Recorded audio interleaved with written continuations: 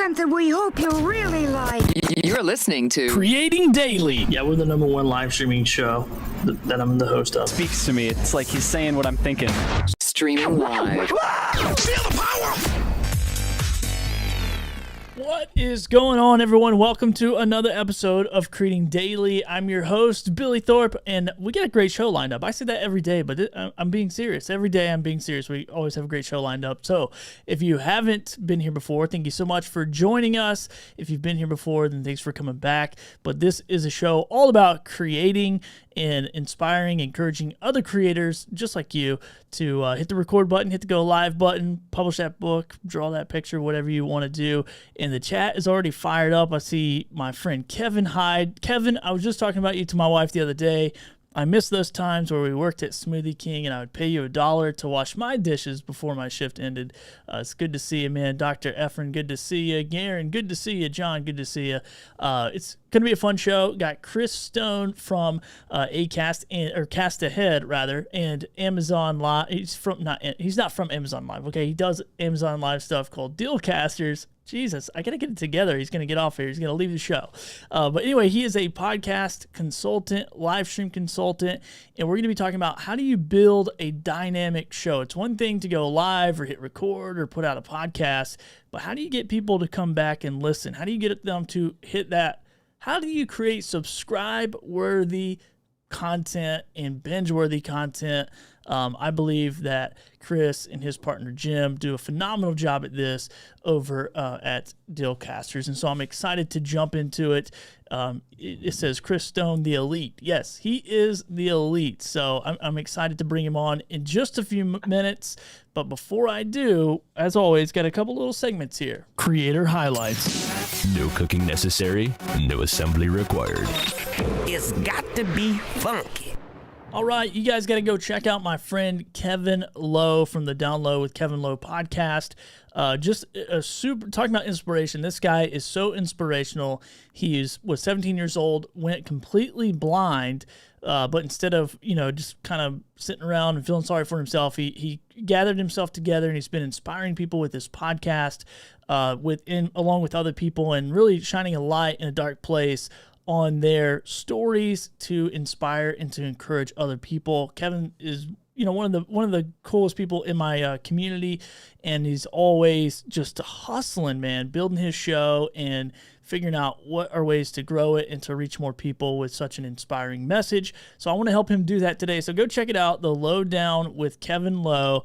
And you can have a sip of Maven coffee while you're doing it. My friends over at Maven, I talk about them all the time, but literally the best coffee in the world. So if you're a coffee freak like me, and I'm not really a coffee freak until I started drinking Maven, now I can't drink anything else. It's so good. It is small batch Colombian brew.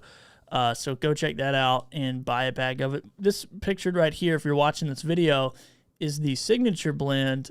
Super, super, super good. It's all small batch right there from Colombia. So go check that out. All right, let's jump over here and talk about a tool. What? It's tool time with Creating Daily.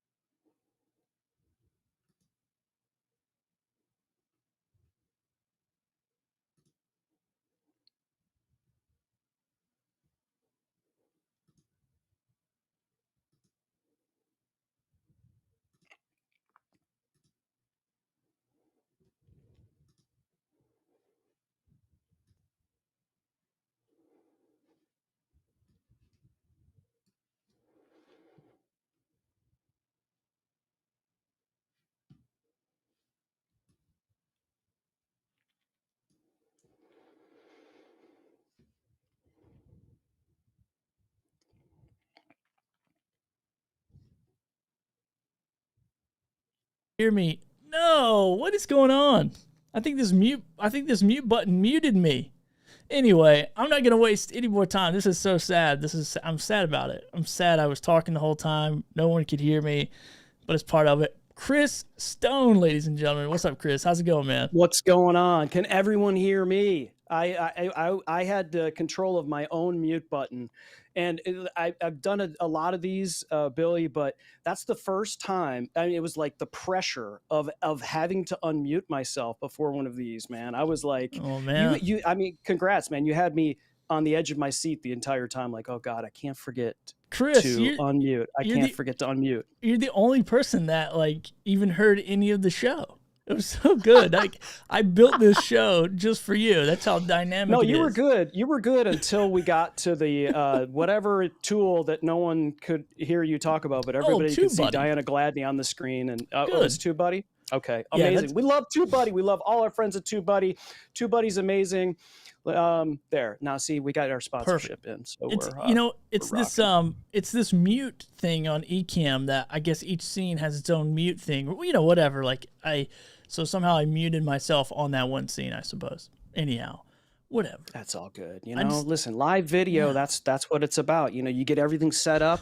We did Jim Fuse and I did an interview. It was a master class, and we built everything on my computer with Ecamm scenes, and we had everything totally set up, and we rehearsed it. We had we had a limited amount of time. We had a lot of stuff we were going to cover, and 20 minutes before showtime, my internet was gone. Completely gone. Like it was like I had new fiber internet and everything. But this is the one time that procrastination paid off, because I had failed to cancel my previous internet service provider. And so I went running down to the basement. I pulled out these old boxes, grabbed the other modem, another router, ran upstairs to the source, pumped it in. Jim connected with the people running the thing and say, hey, can you pull somebody in before us and have us go later, which bought me about 20 minutes. Fired it up and went. So like that's kind of the way it goes with live video. You gotta have backups, or but most people like Garen Bellany and Sid Meadows and even Jim Fuse, they're forgiving on live video, because we've all been in that situation, right? It's all good. Well, dude, in every episode, and I do this every day, you think I would be really good at it. This is episode 40. So first of all, Chris, thanks for being on episode number 40. That was my number in football. Crazy. This is like it's in the stars. It's all lining up, man. It's all lining Congrats, up. Man. Thank you. That's amazing. Thanks. Most people quit after 8 or 9. So I think congrats, so. Dude. Yeah, man, I was just crazy enough to go, hey, let's do this every day. But it's super amounts of fun. I get to hang out with people like you who inspire and encourage, other creators and consult and all that kind of stuff. And, man, you guys got a phenomenal show over at Dealcasters. I love it. I tune in every time I can. And so it's a lot of fun. Man, you brought the crowd today, Chris. You brought the crowd. That's how I know you're an influencer. I got the crowd with the all caps, the all caps crowd. Apparently, I have a lot of shouting people that I brought with me. But learn your digital etiquette, folks. All caps means you're yelling. No, I appreciate you yelling for Billy Thorpe, but try to keep it down. I thought my mom was in the chat there for a second. She sends me emails like that, all caps. I'm like, God, you must be really mad at me. Are you coming for Christmas this year? Like, okay, I'll be there. Dang, Mom. Oh, man. So super fun to have you on, man. I really appreciate it. And you guys do have a dynamic show. And I know you're a podcast. Are you a podcast producer? I know you consult podcasters, but are you own a production business as well? I do. Yeah. I do remote production for a number of podcasts. That's really before Dealcasters was sort of born on Amazon. That's what I did. That's what Jim Fuse did, whether it's, doing remote production for someone who's a marriage therapist or someone who's a sales trainer or someone who is whatever. The bottom line is, most people want a show, but they don't want to know how the sausage is made. And so that's what I do is, you come out of your trailer, you step to your camera, your microphone, you do your show, and I will handle the rest, which includes, intro video, which is important to creating a dynamic show, depending time-wise or, what your content is. Live is always better, in my opinion. I do, one of my sort of bigger clients doesn't do a live show. He records everything remotely with his guest, but then sends the files to me, video and audio, and then I do the stuff on my end. But I just feel like live video, first and foremost, for people like me, it's a little easier, right? It takes less time, so it's cheaper for clients. Yeah. But I just think like interaction, like we're seeing right now with with Garen and Sid and Dr. Elo and all our friends here in the chat, like it makes things a little more dynamic. And I talked a little bit about this on a show a couple of weeks ago, the stream show with DJ Strick and Grant, is that I feel like we all need to be taking every show and treat it more importantly. I think there's a lot of people, and we talked about this when we were chopping it up backstage before we went live. I think a lot of people go live and then it just sits out there. And I think one of the things is like, if you're not preparing your show, you're not creating good content before you go live, maybe you think, well, maybe that wasn't that great. Maybe I don't repurpose it. Maybe I don't create an audio podcast for it. It just wasn't that great. Well, why not make it great when you go live and then repurpose it afterwards? Because there's so much that sits out there, and this is not about just being in the moment and then praying for replays. What we have to do when we create that dynamic show in creating it live is you want to create a run of show that allows for you to say, all right, this chunk is what I'm going to take, and I'm going to sprinkle it all over the interwebs, like Jeff C says from Social Media News Live. And you never know, like we get contacted from people. I got a client 2 months ago that saw something a year and a half ago that we did on Dealcasters. Wow. They talked to me about this show, and I was like, how did you see that? Like, I saw it on Facebook. It was like, it came up in my video feed. And so that's why we treat every show importantly. And Dealcasters is a show that was born on Amazon, but knowing the Amazon platform, we knew that it's really about pattern interrupts. It's about grabbing people's attention. It's about, hey, look over here. We got this, and we're talking to this. And so there is a lot of flash. There's a lot of things that are going on in that, which is super fun for someone like me that does a lot of video. And so I get to experiment. It's a great sandbox to play in. But it is very intentional. The reason why we do that is we grab people's attention, and we have a circle that goes in the middle of the video that says unmute. And the whole reason why is because if you're on Amazon, you want them to hear you, and inherent in the UI of that platform is that all the videos are muted initially. So everything is centered around that, around being on a live selling platform, but also creating great content. Like this. I'm not calling myself great. Your show, right, is something that thank you. Yeah, but your show is great, and so there's no reason why a show like that can't be on Amazon if you sort of operate within what they have going on, and you can sell stuff. You can, because inevitably you and I, we may be talking about some products or, so there's a lot of things that people can learn about different platforms, and not doing the same thing, I think, on every platform is key. Yeah, that's good, man. That's good. And we'll talk about, I'm curious about that, and, like not doing the same thing, and what is the bandwidth? Because I feel like, if I was, and I'm doing that too, like I'm doing Creating Daily. This is totally different. It's not on Amazon Live because it's not built for Amazon Live. It's built for doing what we're doing right now, like going live to multiple platforms, hanging out with the creators, trying to inspire creators, all that kind of stuff. And then Amazon Live, I get a Stream Team show with my friend John Dispenza. which we haven't really been doing too often because I've been here in Puerto Rico and can't get products from brands and all that kind of stuff. However, we're gonna crank it up a little bit when I get back. Yeah, dude, I had some products shipped to me from a brand deal. Cost me way more money than I'll ever make off that product. Just have it shipped to me. So yeah, man, I love that you said that. Like, build shows for different platforms. So when we're talking about building a show, man, how important is like the format and you know, the type of show? I mean, and there's all kinds of different types, which we could, you know, jump into that as well. But how do you decide what is the best format for YouTube or, you know, Amazon Live, or does it matter, or is it just pick which one you want?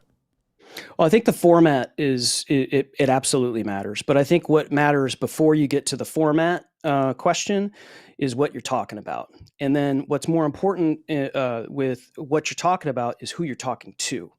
And so I think that's why, you know, those are sort of the pillars, but backwards, right? Is you know, yesterday I had a conversation with a person on a consulting call, and we got to the question of why are you doing this?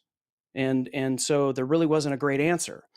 And so immediately, you know, it's like, you know, you're not ready yet. You've got to know why you're doing whatever show you know, this show, you said it right first and foremost. This is why I do this show. And so you know exactly who your audience is. You know exactly who you're talking to. You know exactly what their problems are. And you know exactly how you can help them solve those problems. And that's your content. And so when you have those things together, then you can talk about how that format looks, because you know what excites someone or gets someone inspired to do something, what problems are going to solve. And so visually and audio wise, which is number one most important thing, everyone, like let's not worry yet about the crispy video. Okay. Yeah. Make sure you don't sound like you're in a tin can and it's clicking, and it's not expensive. Just get some carpet in your room, lots of fluffy stuff around you, and you can get a $50 mic and you're going to sound fine, right? So I think it's, you know, audio first and foremost, but once you have an idea of that person and what they want to see in a show, that drives your content, right? And so everyone's got sort of an intro video, right? And I'll give you an example here. So one of my clients is Victor Antonio. He does Sales Influence podcast, and he's just an amazing keynote speaker and sales trainer and author, and just does a killer show. So he did this show called Sales After Dark. He did 100 and something episodes over the course of the pandemic, and he hired me. And the first thing I did is I looked at his older shows.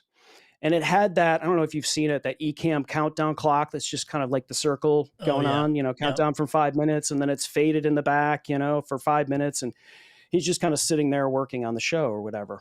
And I was like, why are you doing that? And he's like, well, someone told me that you need to have like a 5 minute countdown clock before you go live. And I was like, well, that's not really wrong, right? You got to have people come in. That's a part of the live streaming thing. But I said, let's use that 5 minutes to entertain the people who are there to see you and to educate the people that don't know who you are. And I think that's another thing that even people at high levels don't understand. It's like, no one knows who you are. And guess what? No one cares. And that's really hard to hear. Like right now, someone may be hearing me for the first time, right? And they may not like me. Totally cool. That's totally fine, right?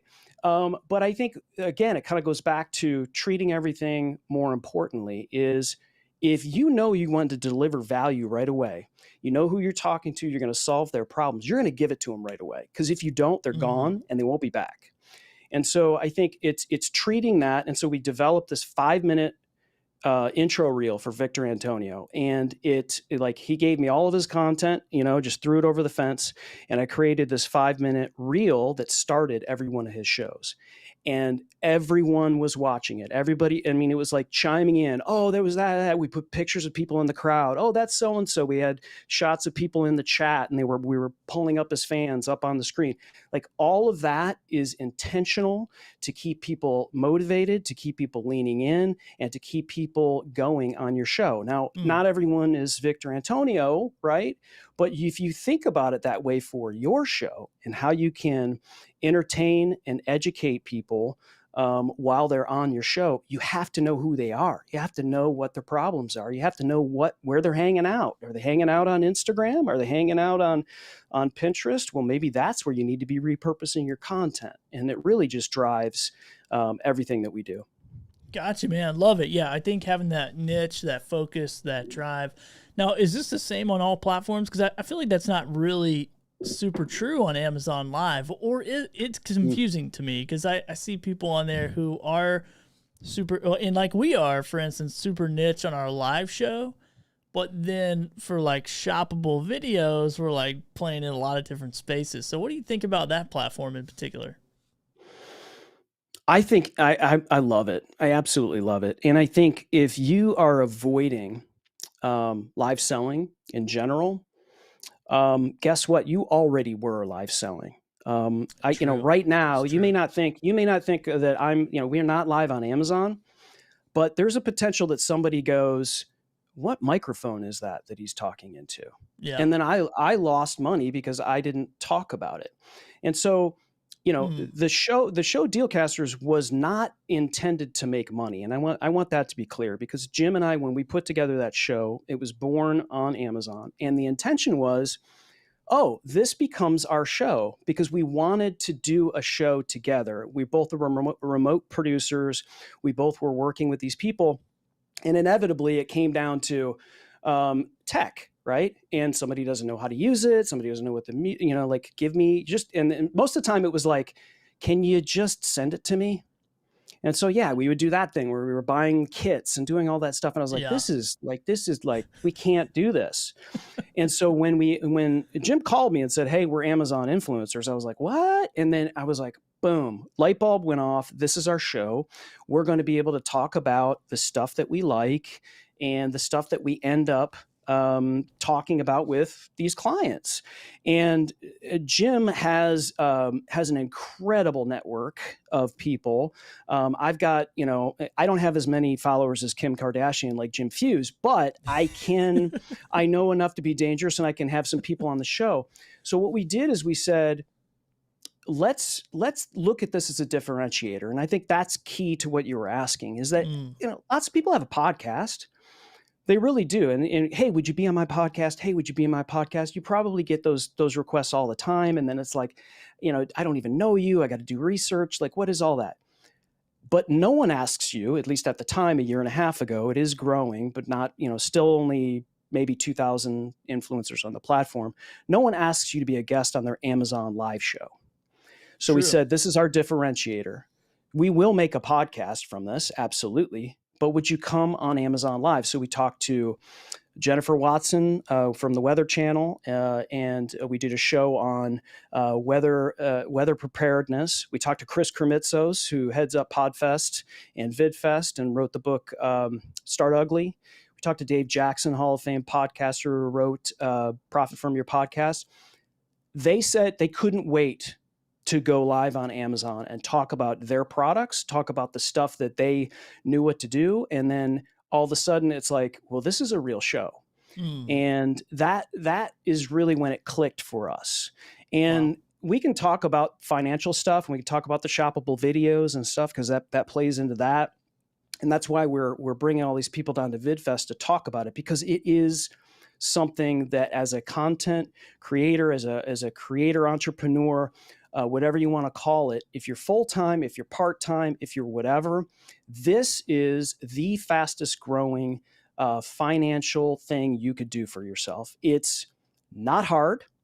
It is something that you can do effectively with stuff you have already in your house. I mean, if anyone has not bought anything on Amazon, come on. I mean, you're under a rock, I guess. So, or you have stuff in your house that's available on Amazon. It doesn't have to be bought on Amazon. Sure, yeah.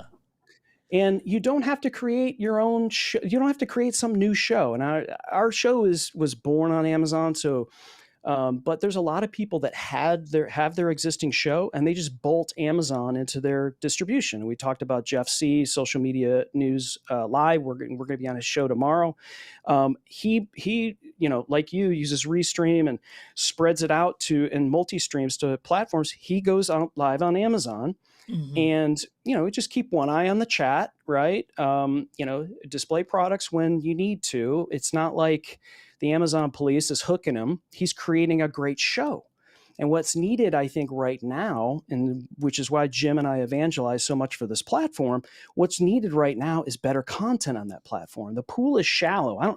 Billy, I don't know if you remember, like when YouTube was relatively new. Yeah. Yeah. And you go to YouTube, everybody's like, oh man, you got to go to YouTube. And you're like, this is hot garbage. This is like, are you kidding? Like, what is this?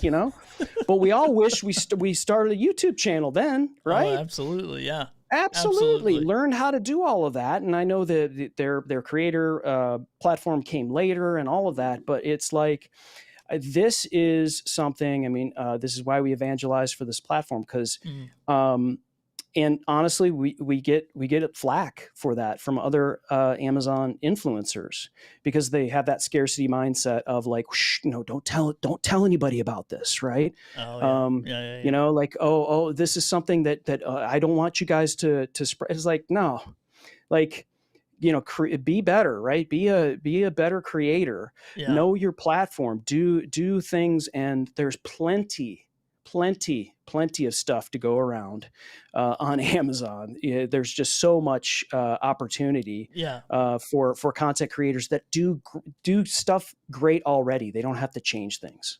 So this is interesting because because I was thinking about that with creating daily. I'm like, dude, if I was going daily on Amazon, I would probably be crushing it. Like if I was going an hour a day on Amazon, but then talking about creating a show, specifically for that platform, I'm trying, I was like trying to rack my brain, like how in the world would I be like, hey Chris, tell me about how to build a dynamic show. Pause. Check out my SM7B. I love this microphone. Make sure you get a Fed head with it. It's like, how do you put together that type of show? Because now, and maybe we should have titled this like strategically plan like a show for Amazon Live. But I do think I am creating content every single day. So I'm like, dude, all you do is take that little slider on Restream and there I am. I'm going. So how would you recommend someone like me who's just bringing on other creators? Are you guys spending a ton of time talking about like, oh, hey, Chris, I see that sign in the back there. Like, did you buy that on Amazon? Like, how are you? I actually did. Thanks for asking. Let me click on my carousel right now. No, I think it actually is kind of like that. And so when Jim and I do some more product oriented shows, and when we do, and it's just him and I, we will we'll create all of our scenes in Ecamm, and we'll, if we have already created a product video and we're not necessarily doing a demonstration, we could pull that product video in as a layer and bring ourselves in.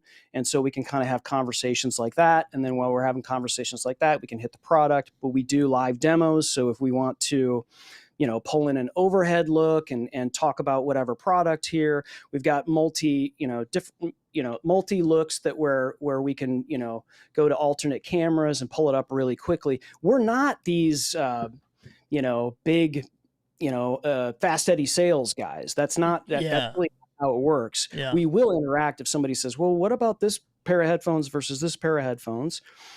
Because as you know, Amazon sort of watches the chat. And so you have to be mindful of that. This is not lost on us that they're, we're on the biggest mall of the world, basically. True, yeah. And doing that. So we want to operate within what they're doing. But I think more to your question, what we do is if we have, like the other day we had Kelly Noble Mirabella and Kendra Losi on, who wrote this book, Digital Etiquette for Dummies. And we knew that it was going to be a great interview. But what we do when we set up the show, much like when you set up the show for me, you sent a form over, right? And so I fill it out, and you do all the things. And anyone who hasn't been a podcast guest yet, just get used to filling out a form. It's not a big deal. Have something ready on the side with all your bio information and whatever you need, and don't You wouldn't believe how many potential podcast guests have said to me, I don't fill out forms. I'll be like, well, then I guess you're not coming on the show. I mean, come on. It's tough. That's a tough one. Yeah. And so, in that form, we ask them and we give them a link, which auto-populates in there that says, okay, this person's logged into their Amazon account. Here is the last things that they bought over the last 3 months. And so we will ask them, hey, name 3 or 4 to, as many, at least 3 items that you bought on Amazon or use day to day in your content creator journey, or, that you used for your book or whatever. We'll weave that stuff into the conversation. It won't be like we don't do a stinger and go, now's the product section. Like we don't, it's not that, in fact, it's much more beneficial, I believe. And you know this from being an audio podcaster for years. If the host is sort of reading or talking about the product, in terms of a sponsorship or advertising versus let's play the ad, especially at the end, like no one's listening to it, right? Just kind of weave it into the conversation. It's much more valuable for you, especially if you believe in whatever it is, which is another component as a content creator is don't take everything that every brand is sending you. If you become an Amazon influencer, you're going to get a gazillion products and a gazillion or potentially a gazillion products, because there's, I say gazillion too much, by the way. Gazillion. Lots, right? Yeah. So lots of these brands. And listen, if you've never used it before, and you're interested in using it, have them send it to you. And if you don't like it, you say sorry, right? But I think too many people will take too much product, and it just becomes a watering down of the brand. But I'm sorry I'm rambling here so much. Good. But in terms of the run of show. Yeah, we'll kick it off with our intro video, get people hyped, all of our past guests kind of swirling around. We'll do, because that's, people are coming in. We like to interact with people like Gabe here. Leo, thank you for, yes, you like that placement, Gabe? Right. So we interact with people as they come in, because that's important. It really is. And because these are our people. And we like to do different things like, highlight the chat, something like this, where, Jim, obviously he's number one, right? He's number one over there. But we put the chat over here, right? And we encourage people to hit the follow button. But if we're talking to people, we're popping them on the screen. And then this shows up on the replay. Like, get people into it, right? Start talking about your guest. Start getting people into the show. That's always a part of it. If we need to kind of do some housekeeping, like talk about VidFest, here's your tickets, that kind of stuff. Yeah, we'll do that in the first portion. But when it's time to introduce our guest, that is like that. It's basically like a recording session. Yeah. And then at times I may chime in and talk to people. But if you think this is going to become like a YouTube video or a podcast, and just kind of goes back to your audience, if you're giving them the information, you know who they are, you better give it to them almost right away. And so that's the way kind of we treat it. And Gotcha. and basically, if someone's in a show, like Doug Lehman, breaking it down in layman's terms this year, he's been here for how many minutes have we run the show? He's been here for 30 minutes. Okay. Yeah. So Doug Lehman's here. Like, we can talk to the people that are here. They're picking up what Billy Thorpe is putting down. So if you start talking about products and things like that, or you start looking at something visibly, it's not that big of a deal, right? I used to think that, anything somebody talks about visually, or if you're talking to somebody in the chat and later they're watching it, or later they're listening to it from a repurposing standpoint, I used to think, they're gone, right?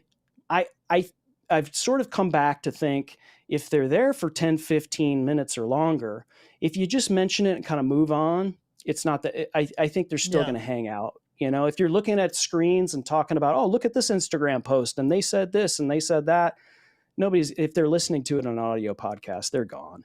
So we just kind of keep things in that session, so to speak. Yeah. Knowing that we're going to repurpose it.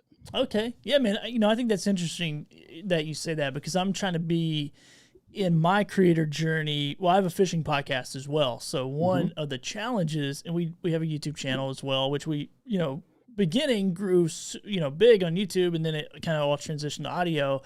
But what we do is we coach our guests to say, hey, if you hold up that fishing reel, you just can't say, hey, look at this. You got to say what it is we're looking at. You got to give us the details, and you got to be really mindful of those things. And we'll even coach them during the episode. Like, we don't really care. We're like, oh, okay, now you said this. What is this? What are you holding in your hand? We'll kind of keep them in that flow of like, hey, this is going to be a listening audience later. And our retainment listener percentage is phenomenal on our podcast, and I think that's part of the reason of that is because we try to keep those people engaged as well. So when you're talking about building a show, now I know we've kind of like talked about Amazon a lot. Are you doing different segments? Like for this show, for instance, I put in pre-guest segments because literally I'm just tired of, as a consumer of content, of just these boring old interview shows all the time. Chris, where are you from? How did you start podcasting? What's your journey? Why did you do live streaming? Tell me about your mom. Like, and all that stuff is important. But at the end of the day, I'm like, man, I want to kind of almost do like a radio style show. Would something like that work on Amazon? Or are you guys just kind of getting to the meat of the bones and not doing all the fluff up front? I think it absolutely can work on Amazon. I think, again, it kind of goes back to what I'm saying is that you'd be surprised at what you can make work on Amazon. I think people are a little too afraid. I mean, technically there are some technical things, like you have to, graduate from Rising Star to Insider. And then when you get to Insider, which is very easy, you only get stream for 90 minutes. Those videos start showing up on product pages. And so you're going to get people that are popping over because they're shopping for a Vitamix and your video just happens to be on there. Now, if you have a Vitamix in your carousel and somebody comes over and asks about it, you got to answer it. But I love the idea of doing segments. Here's where it may get tricky. I think so. Let's just say you wanted to do like a products. I mean, this is a content creator show, right? And so you could very easily have segments about products. Very easily. And whether you're on Amazon or not, you would watch it. Absolutely. You can put your affiliate links on the other tubes in the show notes, and people could click on it there. You could do demonstrations. I know Dr. Elo just started on Amazon Live, and he did a whole thing on the PodTrack P4 I watched this weekend, which was really good. Doing an interview show, I would look at it from a run of show perspective. That's kind of what Jeff C does for Social Media News Live. Like, we're going to be on his show tomorrow, and we're going to go live, and he might talk about products, or like this, like we haven't talked about a single product, but I don't think it would be, but I don't think like we could put Ross Brand's book, 100 live streaming predictions that I was in. We could put this Shure MV7 in there. Yeah, I think you got an MV7 over there too, or a SM7B. Yeah, 7B. Yep. All right. So, yeah. Look at he's flexing the SM7B. I got it. Well, I had an insider, dude. I got it. Yeah, I had a dealer hook me up. You know a guy. I paid the same thing you paid, so it's the only reason. No, I'll be honest with you. I bought this microphone. Okay, so here's the other misconception. I know we're getting off the title, but I just feel like this is on my like right now. It's like it's a pebble in my shoe. And that is what a lot of people think, especially when you get in the Amazon influencer program. And if you're at all interested in it, please contact me. I can give you all the information, the very few steps for you to go through and how that works. But you're going to get contacted from a bunch of brands that are like, wow, this is an influencer, and I have this toaster, and I have this like they don't even know. I was like, did you watch our show? Like, we're not going to talk about toasters. But we do shoppable videos on home items because it is something that is us, right? And so, we can help people, and it allows us to create a video. For myself, I'm a video editor as well. So it allows me to get those skills going and to kind of show things a certain way and to experiment with a lot of different things. But, there is nothing wrong with buying something and doing videos about it. And here's why. Yeah. The reason why Jim and I now have a relationship, let's say, with Shure is because we've used their products for years. I use Shure in-ear monitors. See how this works, Billy? You could be clicking on the carousel right now. Gotcha, yeah. Shure in-ear monitors, the SC215s, I love them. I have wireless ones as well. I had this mic. And so when it came to a conversation with Shure, it's like these guys already use our stuff. And that is an important component for a lot of brands. It's like, they're not just going to like ship you an SF7B if you're talking into a Blue Snowball. It's like, do you know how their stuff works? And so I think that's another component of this. It's like, and why wouldn't you want a better mic, right? Or why wouldn't you want a better pair of headphones? It's investing in your business. It's investing and sitting back and waiting for someone to give you something for free so that you can then talk about it is not how it works. It's the other way around at first. And then you graduate to a point where it's like, I can't believe I'm having a conversation with this brand that I never thought I could do that in a year of going live on Amazon versus what some people can't do in 8 years going live as a YouTuber. Yeah, 100%, man. I mean, in similar story, I bought this microphone. Like, I didn't know a dealer, so I got a deal on it, but I still paid cash for it. There you go. Yeah, I use the SE215 Pros. Maybe I even clicked on your guys' affiliate link. I can't remember. And then I can't remember what, I got a 58. I got all these Shure products. And so when someone in my community, Monty Weaver, was like, hey, man, I got this connection. I want to connect you with them. I think, you use Shure stuff all the time. And, dude, the conversation was super easy. I was like, hey, this is already my number one selling products on Amazon Live, so let's do more products. And it was a really easy collaboration because they knew I was already a fan. And so I think you're 100% correct. It's like when you're doing the live selling stuff, I've bought my Rodecaster. I bought all this stuff. Like none of the stuff I currently have was like given to me by a brand at all. And I just review it and talk about it and talk how I use it, talk about the good, the bad, the ugly, like everything. And so now, like you said, people watch you, they see what you're doing, and these companies reach out to you and go, oh, we like what you're doing. You want to do it for us? Yeah, exactly. So yeah, man, 100%. I think that's the power of, but it is from creating this dynamic, consistent, showing up, putting in the reps, doing the work, like you guys do, that it's going to get that attention. Because, I think far too many creators, and maybe I'm just putting out a broad statement that it's probably wrong. Chastise me in the chat if you want to, but I think a lot of times we're like, oh, I'm going to put out 10 podcast episodes, and if I don't have 500 people listening to it, I'm done. And I'm like, bro, I put out 40 episodes in 30 days, and I'm like, I got 50, 60 people listening to my show. I'm like, yay, this is awesome. Thank you. I'm like pretty grateful for that, because how else could you get the attention of 60 people to come to any in-person event that you ever put on in a month? You're probably not. Like go start a church and try to get 60 people to come. Right. It's not going to happen. Yeah. So it's a great way of looking at it. Yeah. Yeah, it's a great way of looking at it, and it works for if you're just an audio podcast. We're 2 weeks away from Podfest and VidFest, so it applies in an audio podcast perspective as well.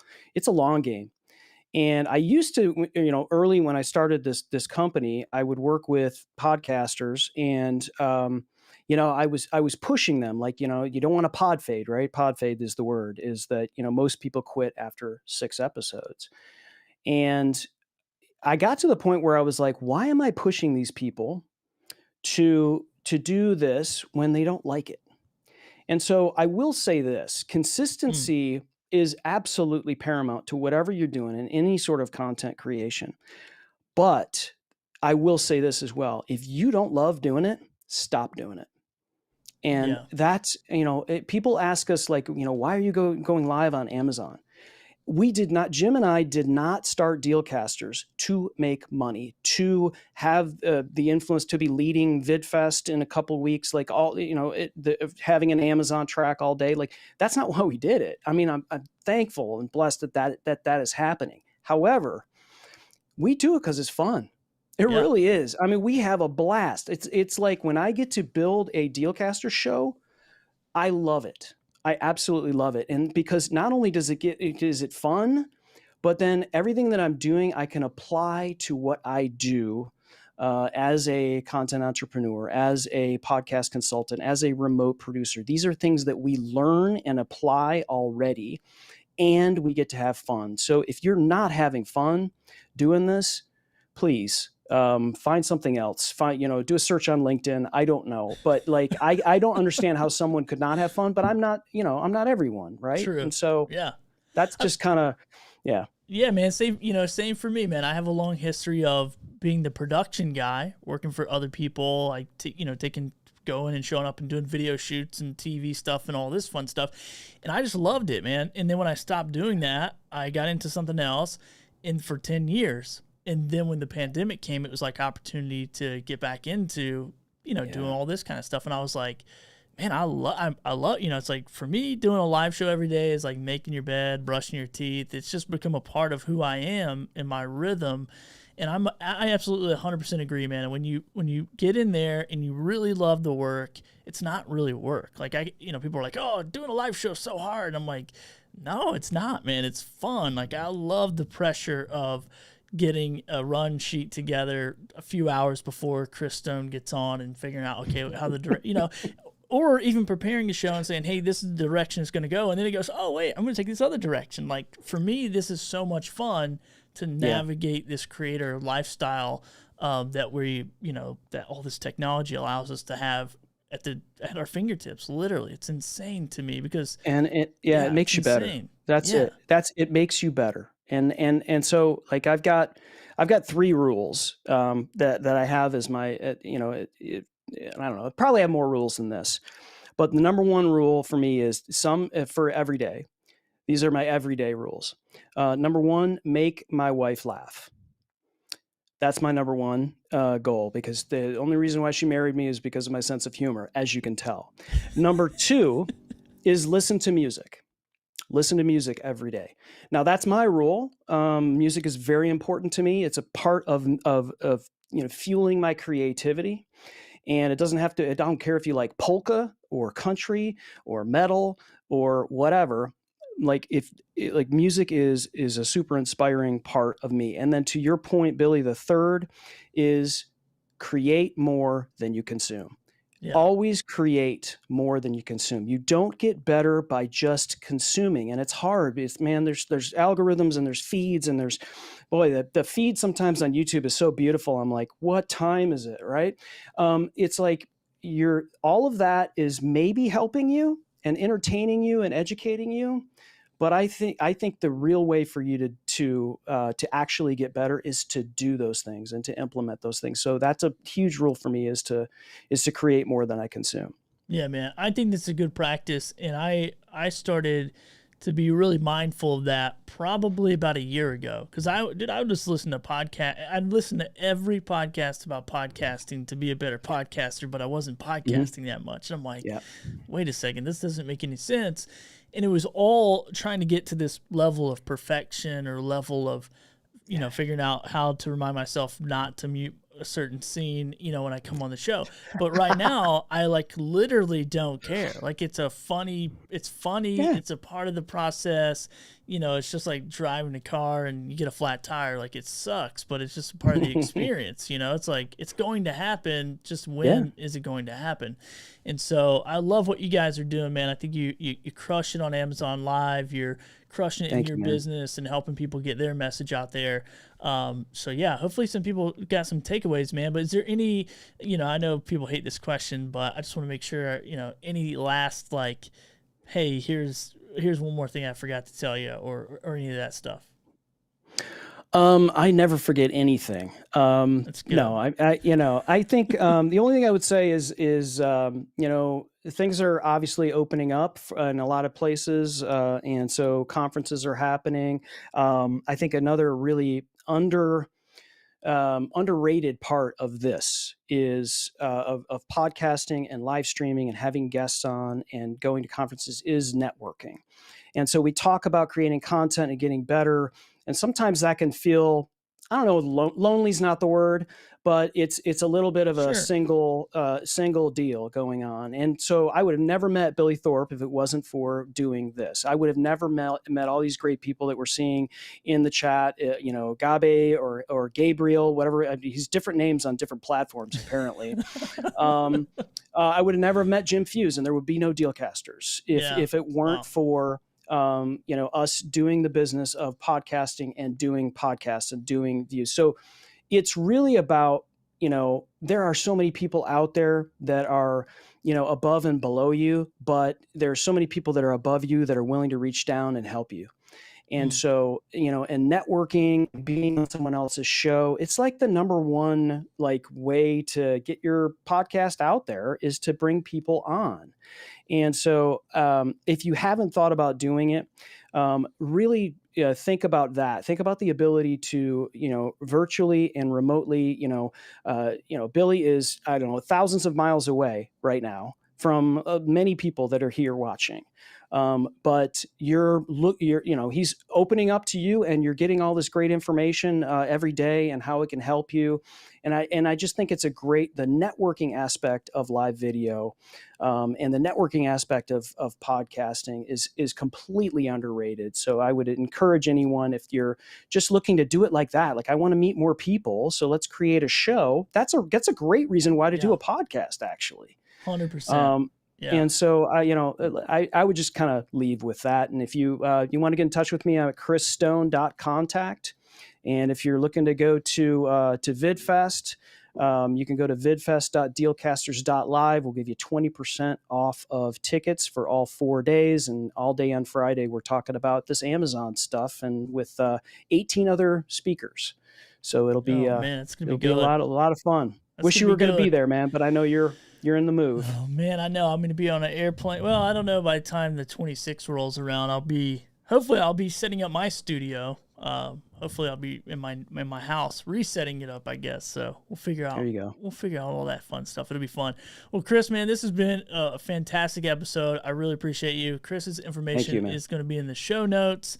So yeah, man, we'll have you back on for sure. And I won't try to recruit you to be a daily co-host. I'll leave Jim's partner alone. I was gonna be like, you know what, I'm gonna recruit Chris, but I am, I'm considering a co-host, because I do think I love that camaraderie that you do build over time. And I have a couple of shows, per week that I bring on the same guest co-host with, but that daily co-host is very appealing to me, because I'm here. It's kind of lonely. There's, I'm got the vision board going, but it's just me. It's just my perspective, my input. So I love what you guys have done, man. It's very inspiring to watch, and I go, I'm jealous. I want that, So yeah. Well, you know what? Like you're not us, but I do think there is, just to kind of dovetail on that, is there is some real value in partnering up with someone. And it doesn't have to be someone that's on camera with you. It could be someone that just maybe wants to learn from you. I mean, and again, above or below, like reach down and then reach up, right, at the same time. And I think that just helps, because now you're getting some perspectives, right? You're talking about the vision boards, you're talking about the spreadsheets, you're talking about the information. It's great to bounce some things off of. When I called Jim Fuse and I was like, Jim, what do you think about this and this and this? He was like, nah, that's not gonna work. And here's why. And I'm like, you know what? I didn't think about it like that. And vice versa. And find someone that's got that you can work. It's not easy, right? You gotta have someone that's willing to sharpen iron with you, that says, I want to get better with you. And this isn't about, like Jim and I, we don't compete. We don't compete with anyone, because there's plenty to go around. And so I think, this isn't the oil business when it comes to competition. It's not, this isn't like that at all. This is, this is very different. And so we have this natural thing where we're like, how do we make this better? How can we get this better? And even if it's just a little bit every time, like, then that's good. Wake up the next day and it's a little bit, and like, you don't come back from the gym shredded. You got to, it takes all that stuff. And sometimes it takes a trainer when you go there. And sometimes don't hesitate on, hiring somebody to help you, a coach. we're not above that either. And so if you have something, in your arsenal and you want that, there's nothing wrong with getting a business coach and all of that stuff as well. So, man, we talked about 16 different topics It's good. today. I hope I didn't No, dude, it's good, man. take it off the rails. I think this is the beauty of this show is, there's not just like everyone's not the same. There's so many perspectives. There's so many opportunities for creators out there. And the more we can mine that stuff out, the better it is. The more we can share it, the better it is. And even that bit on having a co-host, I agree 100%. I have a co-host for my fishing show. It is like the perfect partnership. And I had a co-host for a previous fishing show. That was not the perfect partnership. However, we didn't know until we got into it. And then we quickly found out within 25 episodes, not really running on the same, oil here or whatever, running on the same gasoline. So we got to figure it out. So yeah, man, it is a learning process no matter what you do. And man, I just appreciate someone like you who's coming on here. And I know you guys are going to have so much fun at PodFest and VidFest, and I'm super jealous. But next year I will be there with bells on my shoes. Better, man. I'll be there. Awesome, man. So it's awesome, Chris. Well, I appreciate you so much, man, and we'll catch you. And now, what time does your guys' show come on Dealcasters? Are you have a frequent schedule, or is it? We don't like say it's every such and such a day at such and such a time, and part of it is because we have a lot of stuff going on, for sure, but we also want to be somewhat flexible for the guests that we have. So True. If you say my show is every Wednesday at noon or whatever, well, you're automatically cutting off the potential for guests. And so we don't have a specific day that we do that. So knowing that, because you're going to have people that really want to catch your show, and if they know it's every day at that particular time, they'll do that. So knowing we don't have that, we do as much as we can to pre-promote. We do redirects with links to kind of send people where they need to be sent, as opposed to this super long hieroglyphics URL that Amazon gives you. So like if you wanted to go see the Monty Weaver show that we did, it's monty.dealcasters.live. And so perfect. That's what we do all the time is just, we realize everybody can't catch us live. It happens. So they're going to catch us on replay. That's totally fine. And we just make sure that it's an easy way that we can serve them up with a trusted link. And so we do that as well. Awesome, man. Well, Chris, such great information, man. I really appreciate you so much. And Thanks, Billy. We'll definitely see you sometime soon, man. We'll definitely have you back on. It was a lot of fun. Awesome. I'd love that. Thank you guys so much. Thanks, man. All right, everyone, thank you so much for jumping in, for watching. Be sure to go follow Chris, and all the links should be there in the show notes pretty close to you. And join me tomorrow. We got another business talk with my friend Sid Meadows. We're going to talk about, it's Friday the 13th, and we're going to talk about 13 business mistakes that you should avoid at all costs. So that's going to be a lot of fun to, chop it up with Sid, and who knows, maybe I'll have some old man jokes for him and all that kind of stuff. But just a quick reminder to hit that subscribe button or that follow button or whatever that button is on whatever platform you're watching on. And we're here weekdays, 2 p.m. Eastern time, 1 p.m. Central. So we really appreciate you joining, and we'll see you tomorrow at 2 p.m.